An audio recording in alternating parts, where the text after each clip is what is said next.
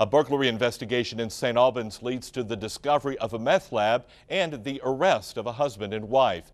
Well, if you're married, you hopefully remember your wedding day. I know I remember mine. And for an area couple, their wedding day will be one they won't soon forget. News reporter Gil McClanahan was in Poca today and found a lot of people who remembered this man's short life. Gil?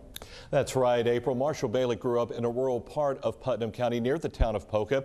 Friends and neighbors there are saddened and devastated by this tragedy.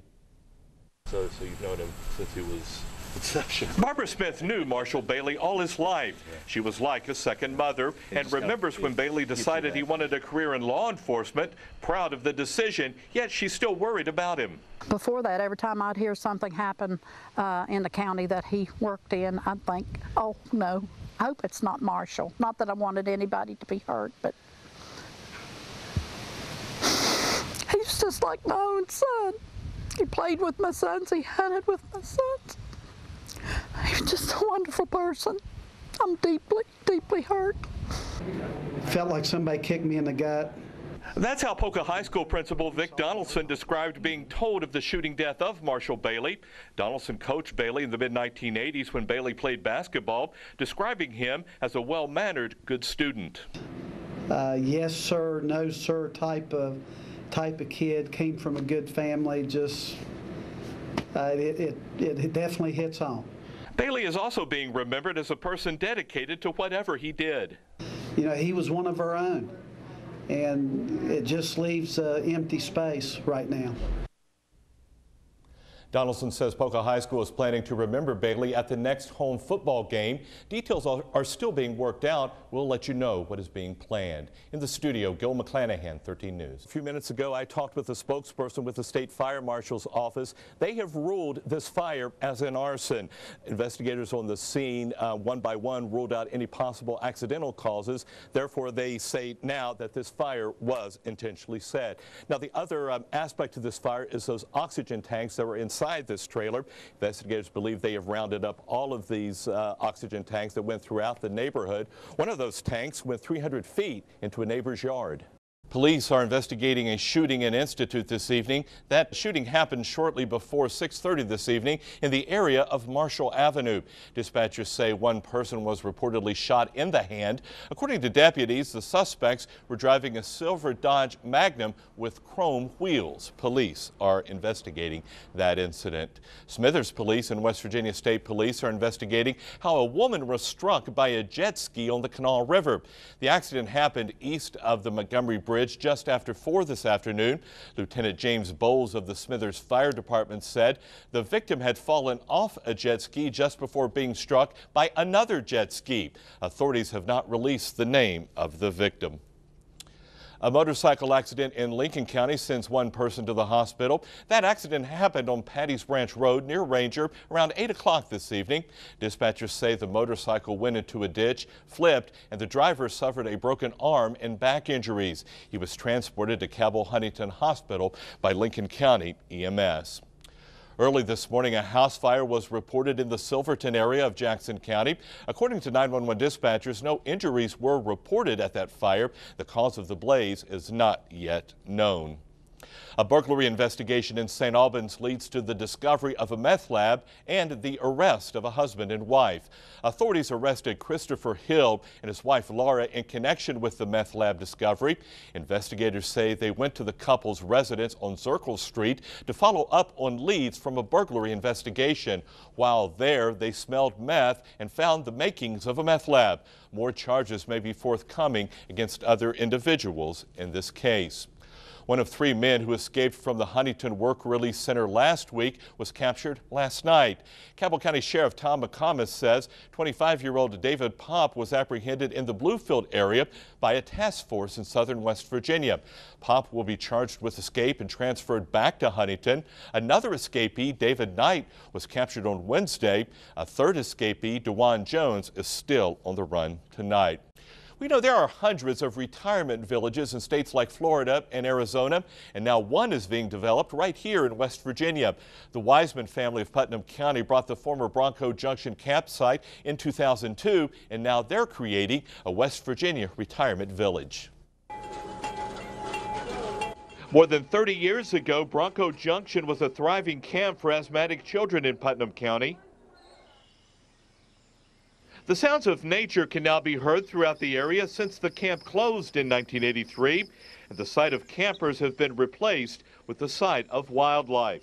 In 2002, the Wiseman family brought the camp out of bankruptcy, with many of the buildings at the camp showing their age. Had it for a couple years and finally decided, we was going to do something with it, and kind of decided to make a retirement home for retired, semi-retired older folks that want to get out in the country. It's mixed emotions. At least it's not just run down. Tammy Cheney of South Charleston is a former Bronco Junction camper.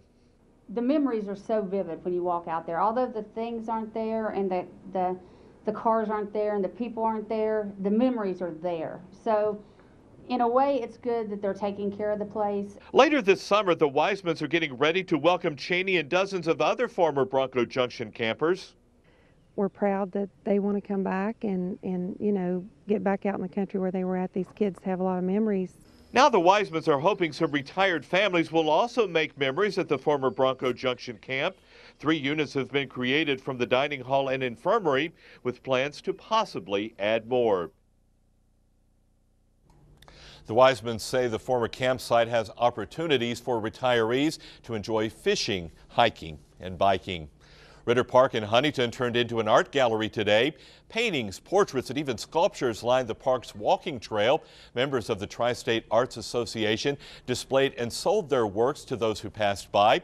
The 2-day event is a part of the association's plan of bringing local art into the local spotlight. Artists at the event say being at the park makes it more enjoyable for everyone. I think it helps the park. I think that, it shows community, it helps show the community spirit to help the local artists. We have wonderful artists in this area.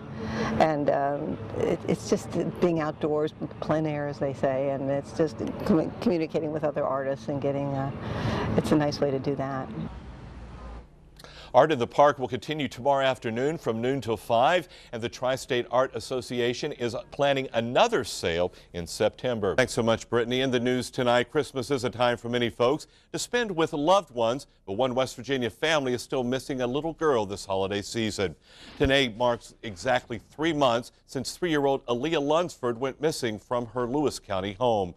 Along with our sister stations across the state, we've received Christmas cards for Aaliyah, some from as far away as Vermont. Now, we'll deliver those cards to Aaliyah's extended family. Meanwhile, Lewis County residents held an indoor yard sale over the past 3 days to help pay for the materials for 2 large signs to put up on Interstate 79. If you have any information that might help authorities find Aaliyah, you are asked to call the West Virginia Fusion Center at 1-866-WV-WATCH. Flags at state facilities in West Virginia will fly at half staff on Tuesday. Governor Earl Ray Tomblin issued the order to lower the flags in honor of Michael Scott Lakin. He's a West Virginia National Guard pilot that was killed in a plane crash in Ohio last Thursday. He was performing stunt aerial maneuvers during recertification testing. Lakin was part of the 130th West Virginia Air National Guard and spent more than a year flying combat missions in the Middle East. Lakin was also a pilot for the Mountain State, flying West Virginia King Air 350 and Cessna Grand Caravan planes. Domestic battery charges against a Putnam County commissioner have been dropped. Ed Rebrook, attorney for Commissioner Gary Tillis, says charges were dropped against his client after Tillis's wife and stepdaughter testified the commissioner did not hit anyone. Rebrook says the prosecutors then voluntarily dismissed the charges because they could not prove their case. Gary Tillis was arrested last September by Eleanor police.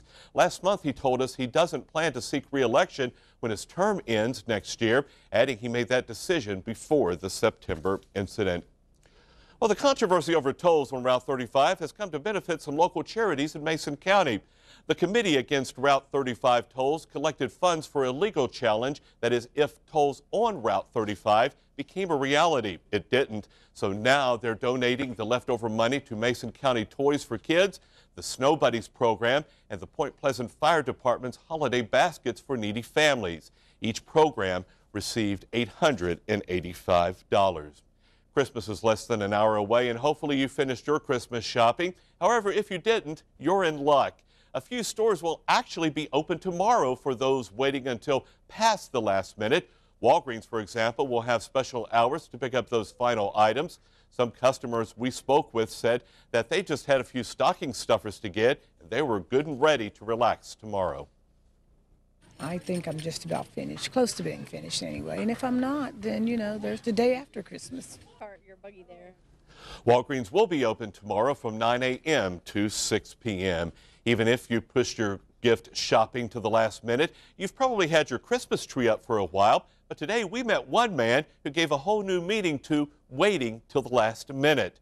Marshall Petty waited until Christmas Eve, that's right, Christmas Eve today, to buy his mother a tree. He says he didn't plan on it, but he says his family was just simply too busy. With the last-minute buy came a real bargain. He was able to get his mother a 9-foot tree for $20.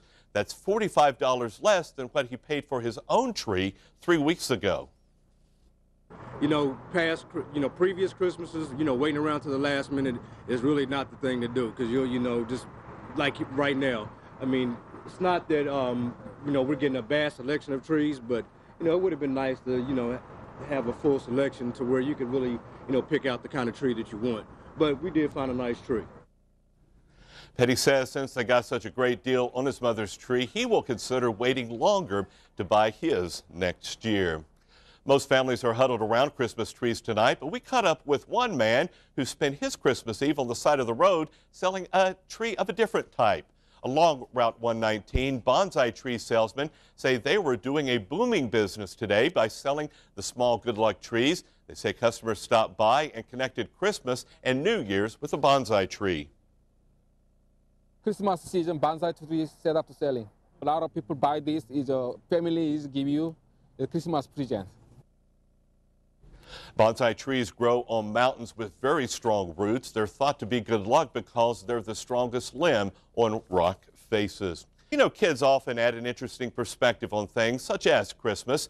Christian schools in our area have been teaching the story of Christmas for weeks. Students at Grace Christian School met with 13 News reporter Kelly Brennan to share their version of a Christmas story. Happy New Year! Merry Christmas! Great job, kids, and good starting them out at the early age, teaching them about the Christmas story. Well, still to come tonight on 13 News at 11, while our region is eagerly awaiting the big day, Christmas has already come to many areas around the world. We'll take a look at celebrations from Beijing to Bethlehem coming up next. Don't go anywhere.